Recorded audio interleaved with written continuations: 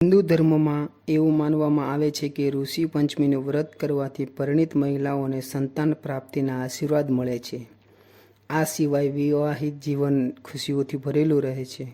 દર વર્ષે ભાદ્રપદ મહિનામાં શુક્લ પક્ષની પંચમી તિથિએ ઋષિ પંચમીનો તહેવાર ખૂબ જ ઉત્સાહ સાથે ઉજવવામાં આવે છે. આ તહેવાર વિનાયક ચતુર્થીના બીજા દિવસે આવે છે. આ પર્વના દિવસે 7 ઋષિઓ પ્રત્યે આદરભાવ વ્યક્ત કરવામાં આવે છે. આ વ્રત જાણતા અજાણતા કરેલા પાપોમાંથી મુક્તિ આપે છે. આ દિવસે ગંગા સ્નાનનું પણ વિશેષ મહત્વ છે. પુરુષો પણ પોતાની પત્નીઓ માટે આ વ્રત રાખી શકે છે. ઋષિ પંચમીના દિવસે 7 ઋષિ જેમ કે કશ્યપ ઋષિ, અતિ ઋષિ, ભારદ્વાજ ઋષિ, વશિષ્ઠ ઋષિ, ગૌતમ ઋષિ, જમદગ્નિ ઋષિ અને વિશ્વામિત્રીની પૂજા કરવામાં આવે છે. આ 7 ઋષિઓને બ્રહ્મા, વિષ્ણુ અને મહેશના અંશ માનવામાં આવે છે. તેઓ વેદ અને ધાર્મિક ગ્રંથોના લેખક છે. એવું માનવામાં આવે છે કે આ વ્રત કરવાથી દરેક પ્રકારના પાપોમાંથી મુક્તિ મળે છે અને જીવનમાં સુખ શાંતિ આવે છે. અને આ વ્રતની કથા કંઈક આ રીતે છે મિત્રો. તો સાંભળો.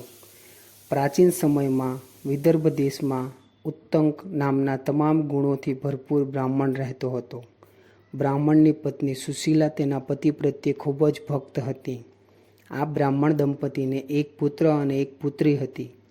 દીકરીના લગ્ન થઈ ગયા, પણ થોડા સમયમાં તે વિધવા થઈ ગઈ. આનાથી દુઃખી થઈને બ્રાહ્મણ દંપતી તેમની પુત્રી સાથે ગંગાના કિનારે ગયા અને ત્યાં ઝૂંપડી બનાવીને રહેવા લાગ્યા. એક દિવસ એક બ્રાહ્મણની દીકરી સૂતી હતી ત્યારે તેનું શરીર કીડાઓથી ભરાઈ ગયું.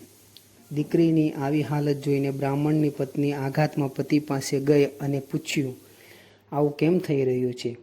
ઉત્તંક તેની દીકરીની સમસ્યાનું સમાધાન શોધવા સમાધિમાં બેઠા કે તરત જ તેને ખબર પડી કે તેના પાછલા જન્મમાં પણ તે છોકરી તેની દીકરી હતી અને તેને માસિક ધર્મ આવતા જ તેણે વાસણોને સ્પર્શ કર્યો હતો. આ સિવાય તેમણે આ જન્મમાં પણ ઋષિ પંચમીનું વ્રત નહોતું રાખ્યું અને આ બધા કારણોને લીધે તેમના શરીરમાં કૃમિનો ચેપ લાગ્યો હતો.